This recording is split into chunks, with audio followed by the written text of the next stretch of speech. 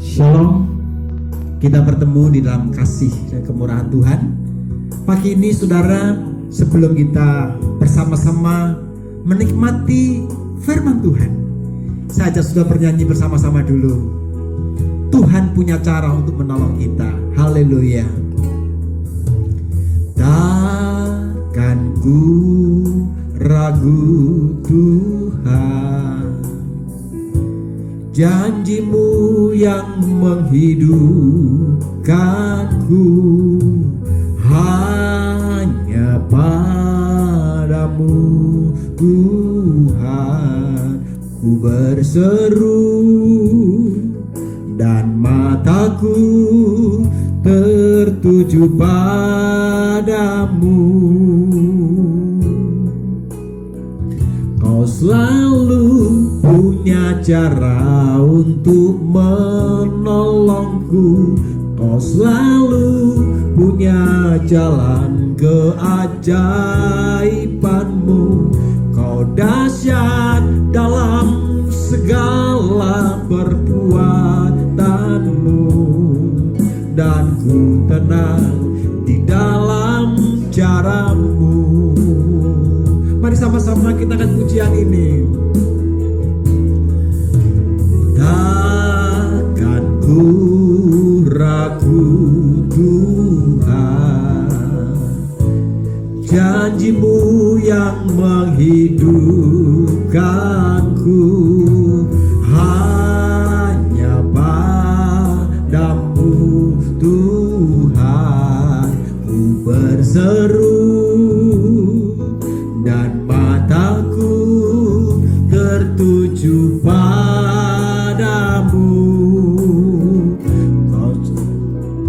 Kau selalu punya cara untuk menolongku.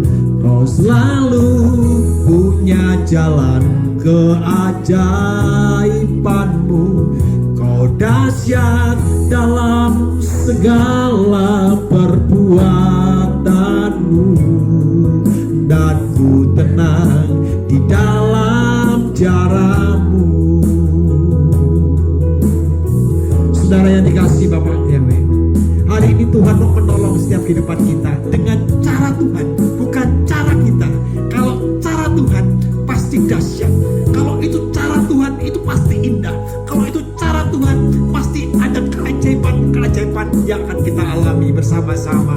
Haleluya. Mari sama-sama angkat hatimu, katakan, kau selalu Tuhan punya cara untuk menolongku.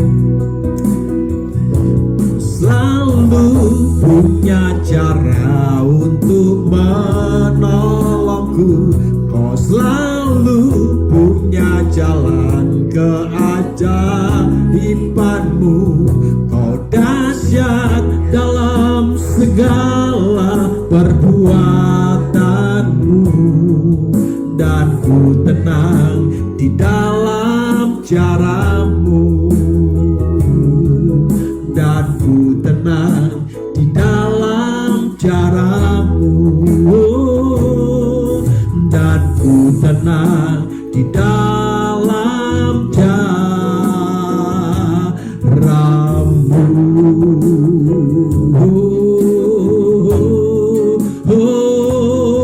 Haleluya,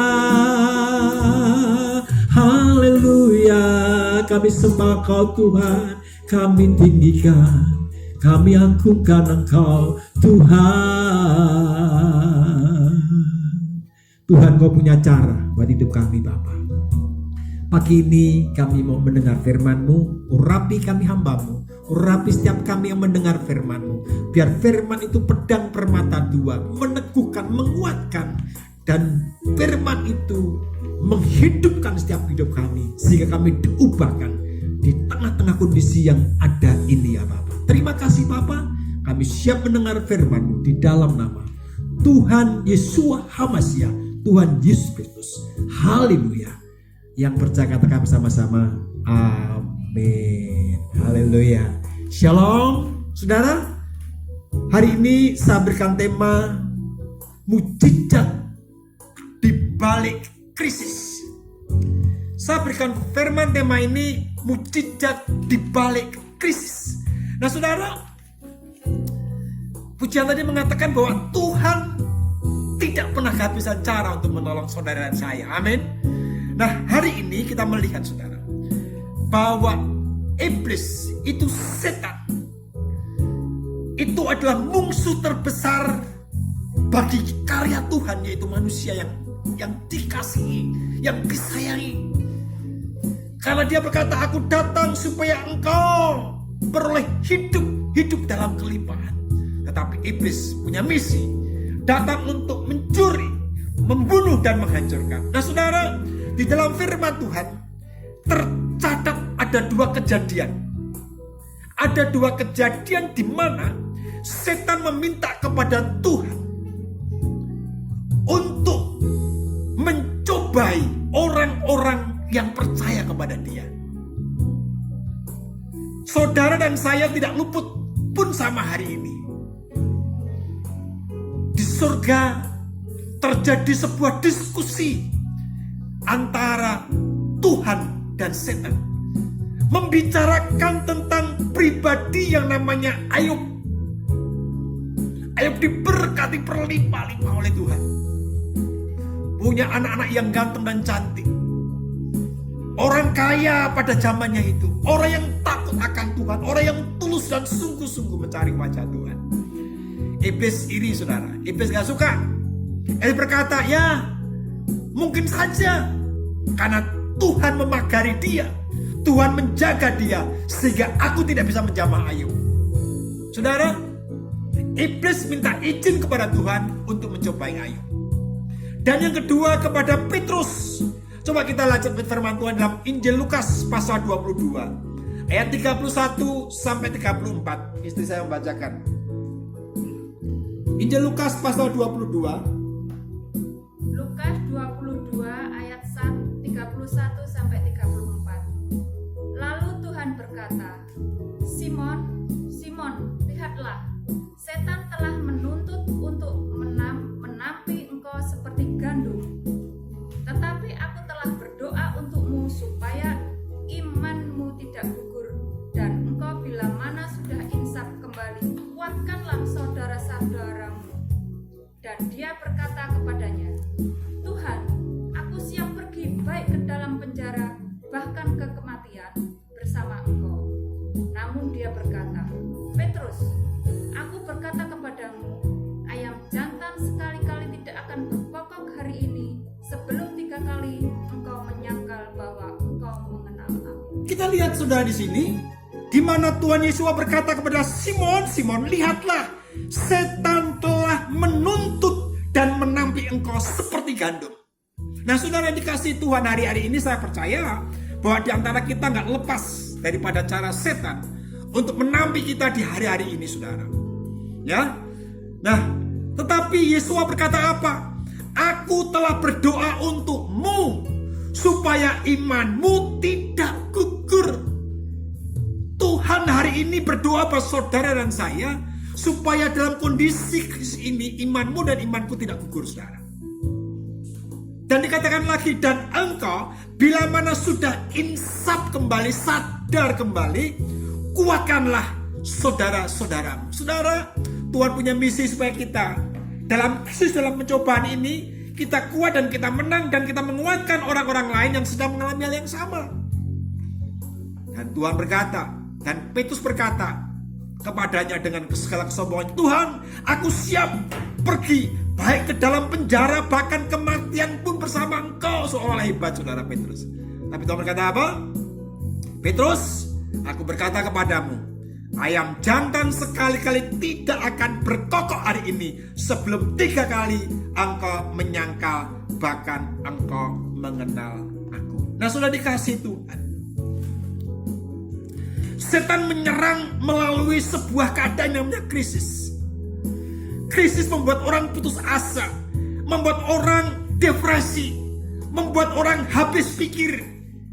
Dia mulai merasa gagal, dia mulai merasa rendah diri, rasa tidak berharga.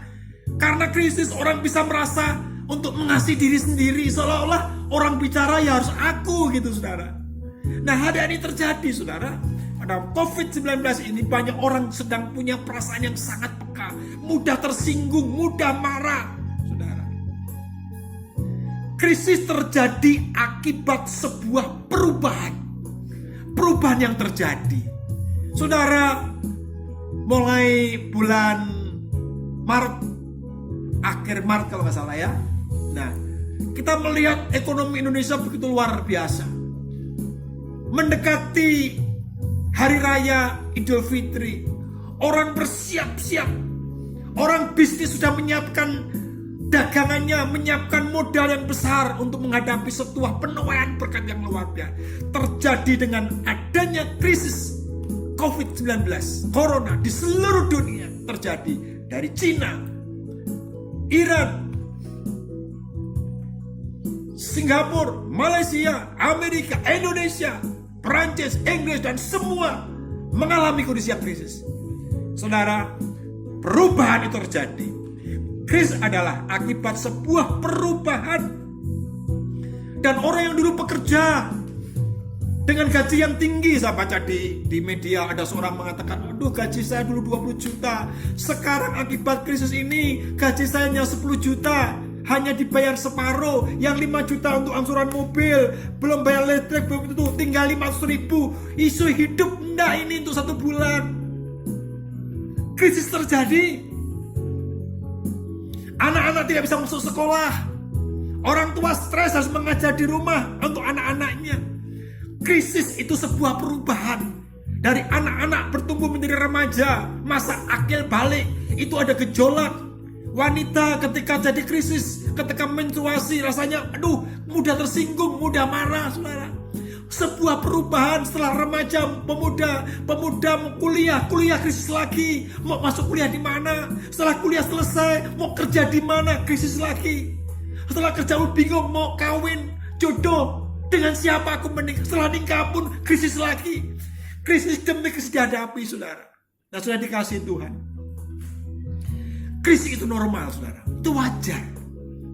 Itu pasti akan terjadi dalam setiap kehidupan manusia.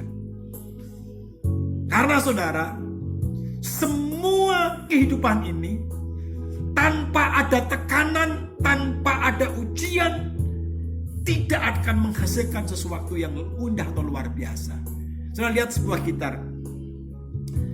Gitar ini ketika di setel senarnya, saudara, ada yang kencang, ada yang kendo, agak longgar, bassnya tentu agak kendo, tapi melodi bawahnya lebih kencang, saudara. Ketika setelnya senar itu harmonis, pas, sesuai dengan do re mi nya, saudara. Oh, dimainkan tuh indah, saudara, jreng, luar biasa, saudara. Ya, coba pinjam gitarnya, Mas. Ya. Nah, saudara, gitar ini disetel dengan senar berbeda-beda, tetapi ketika ini harmonis, indah, saudara. Jadi indah. Coba saudara, yang satu disetel kencang, jadi pales, saudara. Ya, nah, demikian dengan kehidupan saudara. Kita seringkali takut dengan namanya krisis. Apalagi kondisi sekarang ini. Banyak orang marah tanpa tujuan, tanpa sebab. Nah, saudara, seorang psikolog mengatakan, orang yang terlalu mudah marah tanpa sebab, itu jiwanya sakit, saudara. Jadi jangan marah-marah, saudara, ya. Di dalam kondisi hari ini, saya minta saudara, ayo, kita jangan marah-marah. Hari ini, sajak saudara untuk melihat mukjizat di balik krisis yang akan terjadi, saudara. Amin. Haleluya. Krisis bisa menghancurkan keluarga. Krisis bisa menghancurkan pelayanan. Krisis bisa menghancurkan pekerjaan dan lain-lain. Karena apa? Karena penyetelannya tidak harmonis dalam kehidupan. Kita nggak siap menghadapi sebuah krisis, saudara. Nah, sudah dikasih Tuhan. Dalam firman Tuhan ada sebuah kejadian di mana Rasul Paulus suatu hari dia berlayar. Nah, ketika berlayar, kapal yang dia tumpangi itu terdampar, saudara. Di dalam Kisah Rasul, coba kita lihat. Kisah Rasul pasal 27, Pak Irna bacakan. Kisah Rasul pasal 27 ayat yang ke-9 dan 10. Kisah Rasul pasal 27 ayat ke-9 dan 10. Karena sudah banyak waktu yang terbuang dan pelayaran sudah menjadi berbahaya untuk dilanjutkan. Dan karena waktu puasa pun sudah berlalu, maka Paulus memberi nasihat. Katanya, "Saudara-saudaraku, aku melihat bahwa pelayaran ini akan mengalami kesukaran dan kerugian besar, bukan hanya bagi muatan dan kapalnya, tetapi juga nyawa kita." Nah, Rasul Paulus mengingatkan bahwa pelayaran yang dia alami bersama para penumpang, 200 lebih penumpang yang lain, akan mengalami sebuah keadaan yang sangat bahaya, di mana kapal ini akan ditimpa kerusakan dan kerugian yang sangat besar. Bahkan dikatakan bukan hanya muatan di dalam kapal, tetapi juga jiwa mereka. Nah saudara, ini krisis yang dihadapi oleh seluruh penumpang termasuk Rasul Paulus di dalam kapal tersebut. Tapi kalau kita baca ayat yang ke-18, saudara, saya akan bacakan. Dan karena kami diterpa badai dengan dahsyat, pada hari berikutnya mereka membuang muatan kapal. Dan pada hari yang ketiga, kami membuang peralatan kapal dengan tangan kami sendiri. Namun, karena baik matahari maupun bintang-bintang tidak tampak selama beberapa hari, dan karena bukan badai yang kecil yang menerpa kami, maka semua harapan agar kami selamat telah lenyap, saudara. Nggak ada harapan lagi, saudara. Ya 21. Dan setelah waktu berlalu sekian lama tanpa makan, lalu sambil berdiri di tengah-tengah mereka, Paulus berkata, "Hai para pria, sesungguhnya seharusnya taat kepadaku untuk tidak berlayar dari kereta hingga mengalami kerusakan dan kerugian ini. Namun," Paulus berkata apa? "Sekarang aku menyarankan kamu untuk tetap tegar, karena tidak ada satu jiwa pun dari antara kamu yang akan binasa kecuali kapal ini. Sebab," dengar saudara ini intinya ayat 23, "tadi malam seorang malaikat Elohim, malaikat Tuhan yang memiliki aku," Paulus miliknya Tuhan, "dan yang kepadanya aku beribadah," saudara, di mana kepada Elohim Tuhan itu Paulus beribadah, "berdiri di sisiku." Berkata apa? Sambil mengatakan, "Janganlah takut, hai Paulus. Janganlah takut, hai Paulus." Saudara, luar biasa. Ayat 25, "Sebab itu tegarlah, hai para pria, sebab aku percaya kepada Elohim bahwa demikianlah akan terjadi sesuai dengan apa yang telah dikatakan kepadaku. Bagaimanapun juga seharusnya kita didampakkan ke salah satu pulau." Saudara, di saat krisis, Paulus mendapat firman, mendapat malaikat mendatangi dia, "Jangan takut Paulus, tidak satu pun yang akan binasa." Saudara, Paulus menguatkan para penumpang yang lain. Nakoda mulai percaya kepada perkataan Paulus. Paulus berkata, "Percayakanlah kepada firman Tuhan." Nakoda percaya kepada Paulus, Paulus percaya kepada firman Tuhan. Saudara yang dikasih, kenapa?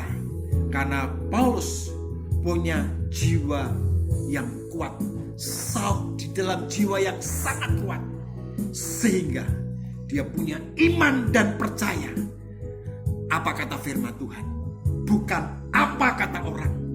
Paulus mengalami pengalaman dengan Tuhan. Dia mengalami pribadi dengan Tuhan. Hari ini sudah dikasih Tuhan. Apabila kapal keuanganmu, apabila kapal pernikahanmu, apabila kapal pelayananmu, apabila kapal keluargamu tampak goyah dan akan tenggelam, hari ini ada kabar yang penuh sukacita. Di dalam 1 Korintus 10 ayat 13, tolong bacakan. Dengarkan ayat ini. Ini janji yang luar biasa.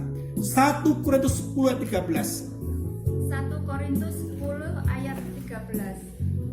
Pencobaan tidak pernah menimpa kamu, Pencobaan tidak pernah menimpa kamu, kecuali yang manusiawi. kecuali yang manusiawi. Dan Elohim itu setia. Dan Elohim itu setia, Tuhan setia. Dia tidak akan mengizinkan kamu Tuhan dicobai tidak ingin mengizinkan kamu dicobai di atas apa yang kamu di mampu. atas yang kamu mampu. Sebaliknya, bersama pencobaan itu, Dia juga akan membuat jalan keluar agar kamu sanggup menanggung. Haleluya. Lewat pencobaan itu Tuhan akan memberikan jalan keluar untuk dimampukan kita menanggungnya. Saudara, saya beri kesaksian, saya punya sahabat namanya Pak Alam Atmaja, saudara. Tahun 2016 dia punya krisis keuangan yang sangat berat. Rumah di mana dia tinggal berurusan dengan bank, saudara. Kalau tidak membayar kekurangan hutang bank sebesar 600 juta, Pak Alam harus meninggalkan rumah itu. Rumah akan disita. Saudara, Pak Alam punya sebuah ruko di Jalan Slamet Riyadi di Telogosari Semarang. Itu satu-satunya jalan keluar untuk bisa keluar dari krisis. Dia mulai cari jasa-jasa penjualan. Dia pasang, dijual ruko di Jalan Slamet Riyadi Telogosari. Nah saudara, dia berharap ruko ini terjual dengan harga 2,5 M, sehingga dia mampu membayar hutang bank di BNI itu, dan dia keluar dari segala krisis, saudara. Nah sudah dikasih Tuhan. Apa yang terjadi? Yang terjadi, ruko yang dia tempati itu terbakar habis, saudara. Karena apa? Karena sebelah ruko dia itu ada sebuah toko elektronik, agen elektronik. Karena konsleting listrik, toko ini kebakar mengenai tokonya Pak Alam Atmaja ini. Saudara, Pak Alam langsung melihat rukonya kebakar dari jauh. Pemadam kebakaran datang, mulai mendobrak pintunya sehingga rukonya Pak Alam ini hancur untuk jalan pemadaman kebakaran. Akhirnya saudara, padamlah kebakaran itu dan hancurlah ruko yang akan dijual. Hilanglah harapan, sedih. Istri Pak Alam memeluk, udah kok, Pak, kita tahu Tuhan punya cara. Udah tahu? Apa hari kemudian si pemilik agen elektronik tadi menelpon Pak Alam Atmaja. Dia berkata, Pak Alam, ada rencana dibangun nggak tempatnya?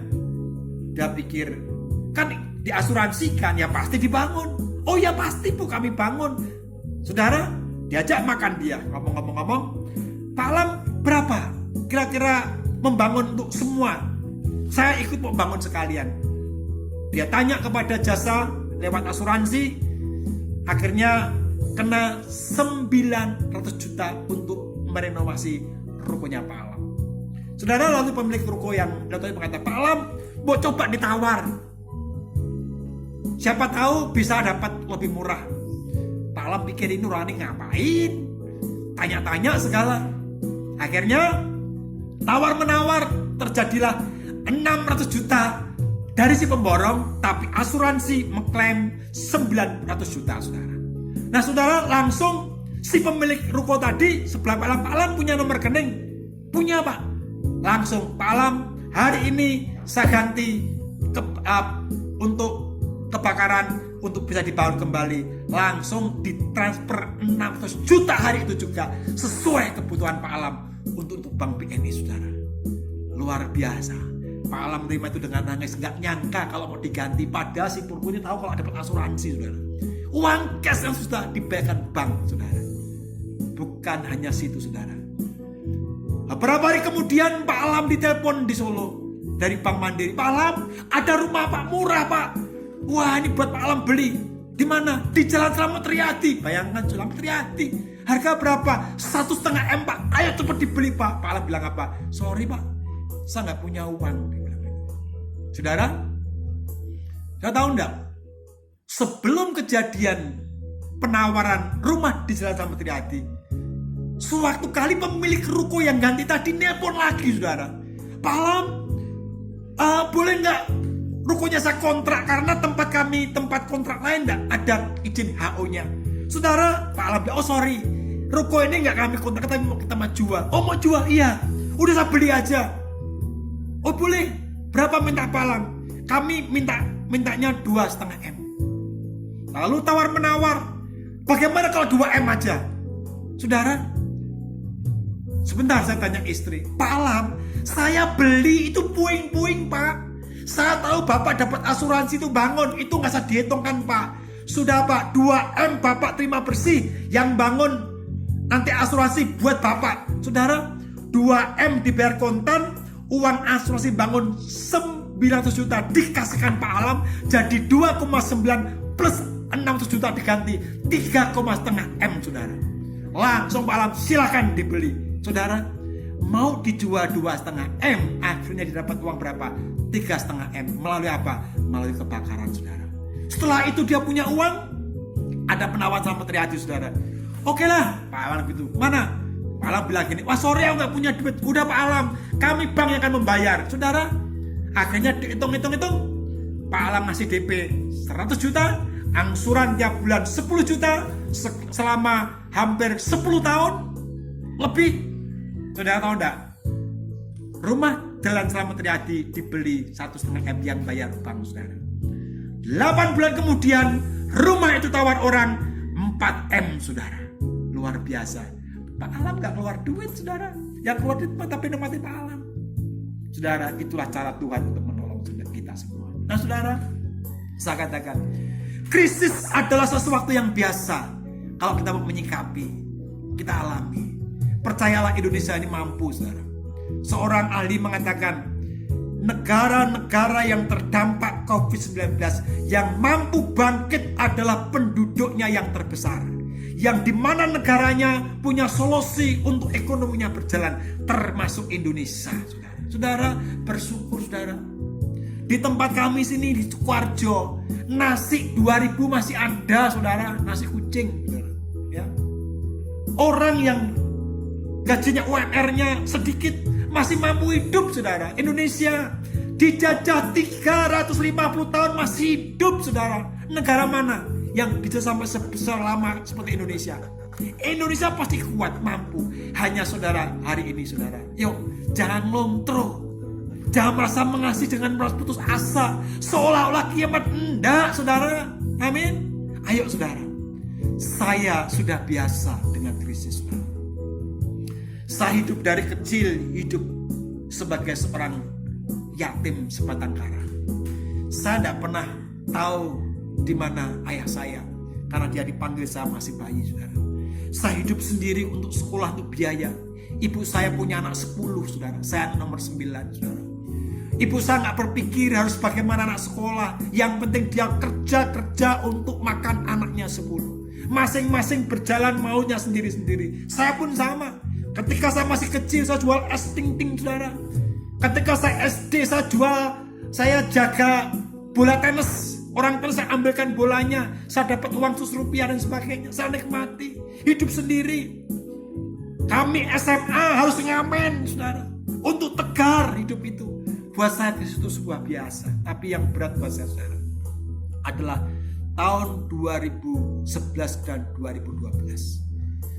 Saya tidak tahu kenapa Tuhan izinkan terjadi saudara. Istri yang saya cintai, istri yang saya kasihi, istri penopang kekuatan saya, pendoa saya, seorang hamba Tuhan, tiba-tiba mengalami sakit yang sangat berat. Punggungnya saudara bergerak sakit. Akhirnya saudara, kami bawa ke rumah sakit Opnam di PKU. Dari PKU pindah rumah sakit Muwardi beberapa hari. Dari Muwardi saya kembali ke rumah sakit Kustati Tulang, ketemu Dr. Tunjung saudara. Di ronsen, Bu, ini retak tulangnya. Ibu pernah jatuh? Ya pernah saudara. Saudara, obat demi obat semakin mahal, tidak semakin sembuh, tambah sakit yang luar biasa. Sampai jalan pun tidak mampu. Hari ke hari saya menemani istri saya masak, saya mandiin, saya kuatkan dengan firman. Dia berkata, Pak, sakitnya seperti dicacah dengan pisau dari saya. Saudara, hati ini sakit saudara. Dan dikasih Tuhan, kami bawa ke rumah sakit tulang Dr. Suharso. Dokter mengatakan, Pak, ini tempurungnya sakit, Pak, harus diganti tempurung yang baru. Kemudian saya bawa ke tunjungan, enggak Pak, sabar Pak, saya dokter, saya tahu Pak, ini pasti sembuh. Tapi nggak semakin sembuh, semakin lumpuh saudara. Akhirnya saudara, di dalam habis-habis saat kami bawa ke rumah sakit Bethesda, ketemu dokter saraf Ibu Laksmi. Di sana di MRI, ternyata saudara, ada kanker di sumsum tulang belakang. Dan dokter mengatakan, Pak, gak ada jalan keluar, hanya waktu yang menunggu. Saudara, saya menangis, saya berseru, Tuhan, mengapa yang terjadi buat aku Tuhan? Anak-anakku masih kecil Tuhan. Sudah dikasih Tuhan. Dari Dr. Laksmi berkata demikian, saya berkata, saya siap dok. Istri siap, tapi saya gak siap saudara. Saya gak mau ditinggalkan saudara. Dari Bethesda kami pindah ke rumah sakit Sarjito. Di sana dipestra dengan radiologi, dengan sinar nuklir saudara. Diharuskan kira-kira 14 kali harus kena sinar nuklir. Di tengah perjalanan, ketika saya pelayanan ke Solo, kami pelayanan di gereja yang kecil, anak-anak jalanan. Anak saya nunggu bilang, Pak, Mama krisis, cepet Papa ke Jogja. Kami langsung ke Jogja. Malam itu bulan bersinar. Kami melihat seolah Tuhan berkata, aku punya rencana yang baik buat engkau. Saudara, kami lihat istri saya sudah mulai sakatul maut saudara. Dia bertahan karena kanker itu naik kepada paru-paru. Sehingga napasnya dia bertahan. Saya pegang dengan anak saya perempuan. Dan waktu berjalan. Dan Tuhan panggil istri saya. Saudara, itu kisah yang terbesar yang saya alami. Kami bawa pulang ke Solo. Dengan anak-anak, dengan pelayan yang lain. Akhirnya kami makamkan istri kami. Setelah hari berlalu, dunia seperti kiamat saudara. Saya kehilangan semangat. Saya kehilangan gairah. Saya berkata, Tuhan, kenapa Tuhan orang-orang yang lebih tua daripada istriku tidak mati lebih dulu? Kenapa istriku yang masih muda? Anakku masih kecil, Tuhan masih SD, SMP, SMA, Tuhan. Saya nggak ada harapan untuk hidup. Tapi Tuhan berkata, aku punya rencana indah buat hidupmu. Engkau akan melihat yang tidak pernah kau tahu. Saudara, Tuhan itu ya dan amin. Tuhan kirim saya seorang penolong. Tuhan berikan saya seorang istri yang cantik. Istri yang mendampingi saya. Dia menjadi ibu buat anak-anak saya. Dalam keadaan saya nggak punya apa-apa. Saya nggak punya pelayanan gereja yang besar. Hanya anak jalanan. Rumah kami nggak punya. Uang nggak punya, habis-habisan saudara. Tapi istri saya ini mau. Seorang yang sudah punya masalah yang berat. Dengan anak 3 dia menjadi istri saya. Akhirnya saya menikah dengan istri saya ini, Ayu. Saudara, kami gak punya uang, kami menikah dengan sederhana. Karena kami lihat istri saya menjadi mama yang baik buat anak-anak saya, menjadi sahabat buat saya. Kami mulai merintis dari nol lagi. Tuhan mulai buka jalan, Tuhan berkati kami. Anak-anak bisa kuliah semua. Anak kami 4 bisa kuliah semua. Bahkan yang 2 bisa lulus. Kami gak tahu uang dari mana. Tuhan berkati kami dengan motor-motor buat anak saya. Kami berkati dengan mobil yang baru. Kami beli mobil baru. Saya gak pernah tahu. Kami gak pernah punya dagangan. Hari ini saya punya dagangan yang begitu banyak. Lukisan-lukisan kami. Nilainya ratusan juta kami punya saudara. Ini cara Tuhan. Di balik krisis yang terjadi, Tuhan tidak meninggalkan kita semua. Sudah dikasih Tuhan, mari saudara, jangan menyerah dalam krisis hari-hari ini. Saya ingat ketika istri saya dipanggil Tuhan, saya ikut training pria sejati di Jakarta. Kami gak punya uang, lalu kami disponsori seseorang dari Jakarta.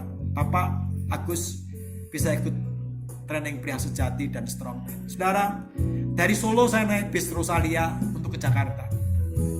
Saya ceritakan kesaksian ini saudara. Di sebelah saya ada seorang tua, bapak-bapak.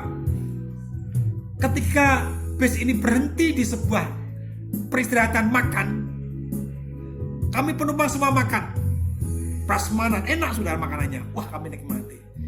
Tapi ketika saya kembali ke bis lagi, bapak sebelah saya ini tidak turun, saudara.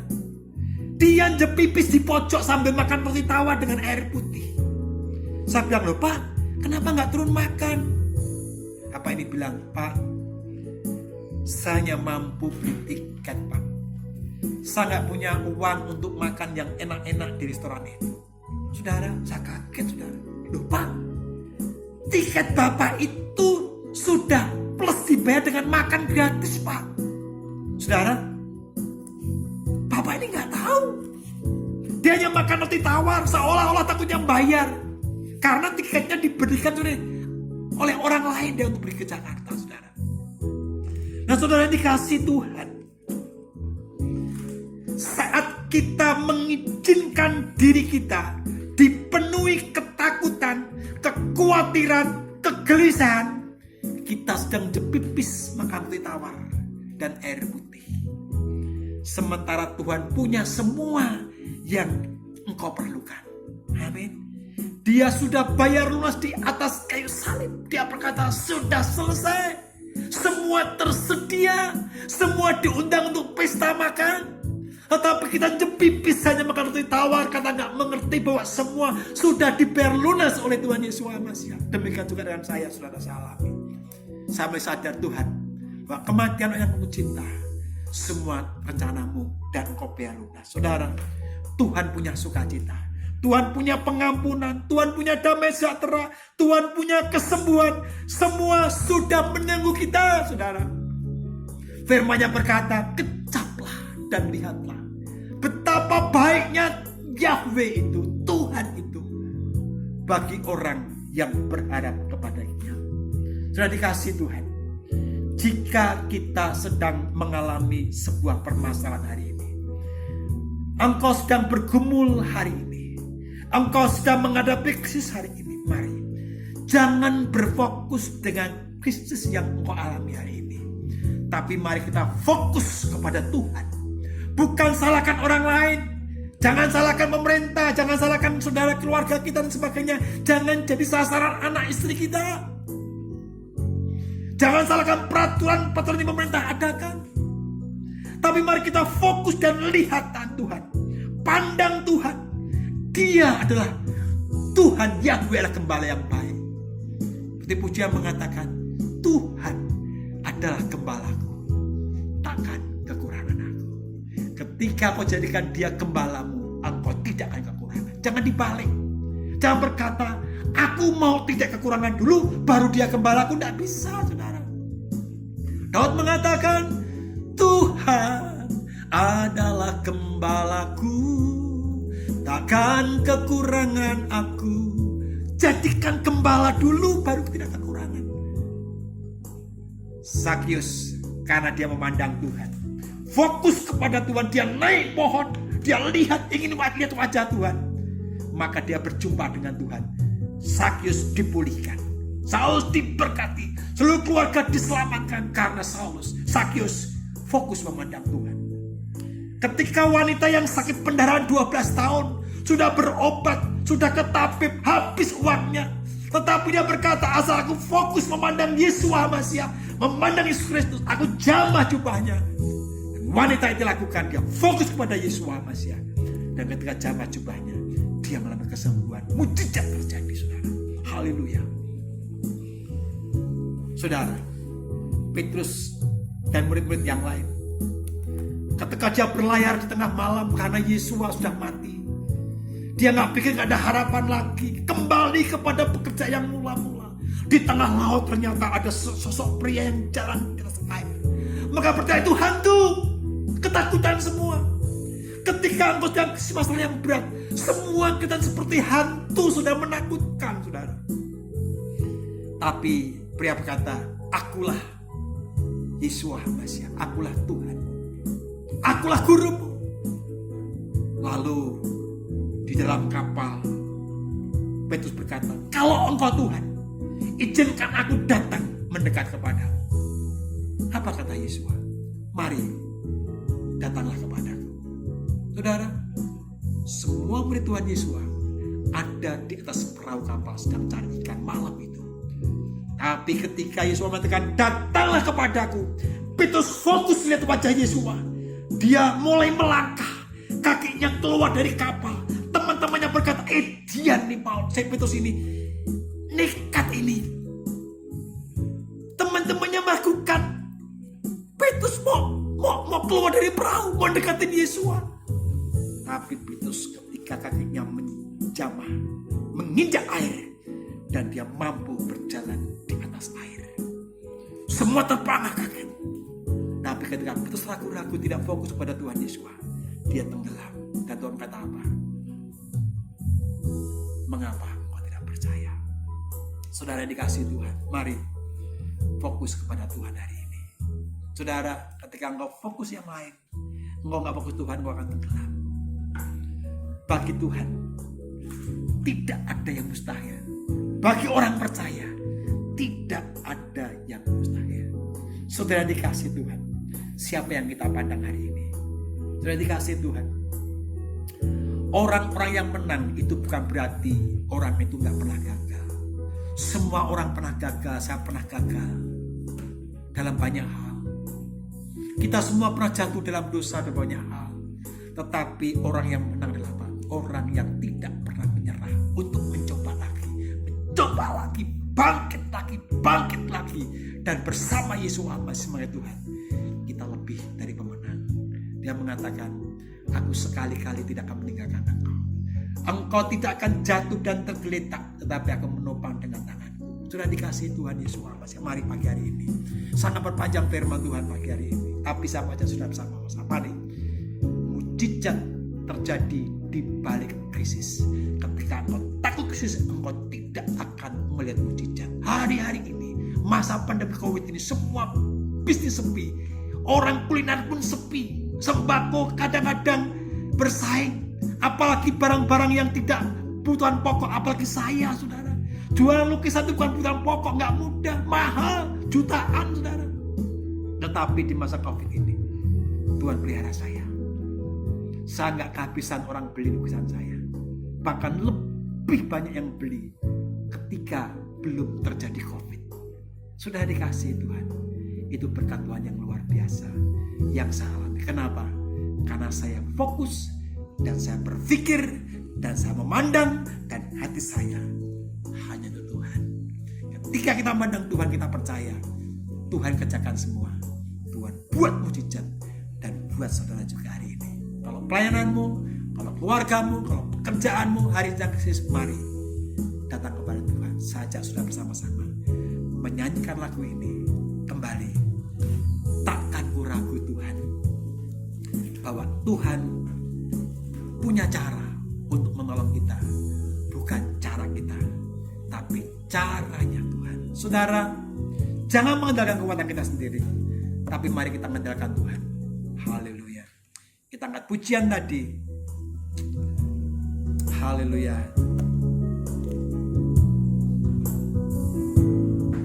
Terima kasih Tuhan untuk firman-Mu. Haleluya. Oh, terima kasih Tuhan, Kau baik buat kami. Takkan ku ragu Tuhan, janji-Mu yang menghidupkanku. Hanya padamu Tuhan ku berseru, dan mataku tertuju padamu. Kau selalu punya cara, Kau selalu punya cara untuk menolongku. Kau selalu punya jalan keajaiban-Mu. Kau dahsyat dalam segala perbuatan-Mu, dan ku tenang di dalam ajaran-Mu. Mari sama-sama, takkan ku ragu Tuhan. Takkan ku ragu Tuhan. Janji-Mu yang menghidupkanku, janji-Mu yang menghidupkan. Hanya padamu Tuhan, hanya padamu tuh ku berseru, dan mataku tertuju padamu, dan mataku tertuju padamu. Kau selalu punya cara, Kau selalu punya cara untuk menolong. Kau selalu punya jalan keajaiban. Kau dahsyat dalam segala perbuatanmu, dan ku tenang di dalam cara-Mu. Sudah dikasih Tuhan, mari jangan ragukan akan kasih dan kuasa Tuhan dalam kehidupan. Hari ini Tuhan sedang bekerja lewat firman ini. Tuhan sedang berbicara buat engkau hari ini. Mari kita bangkit dan kita percaya bahwa janji Tuhan itu ya dan amin. Janji Tuhan itu hidup, karena Dia hidup. Haleluya. Kau selalu punya cara untuk menolongku. Kau selalu punya jalan keajaiban-Mu. Kau dahsyat dalam segala perbuatanmu, dan ku tenang di dalam cara-Mu. Dan ku tenang di dalam cara-Mu. Dan ku tenang di dalam cara-Mu.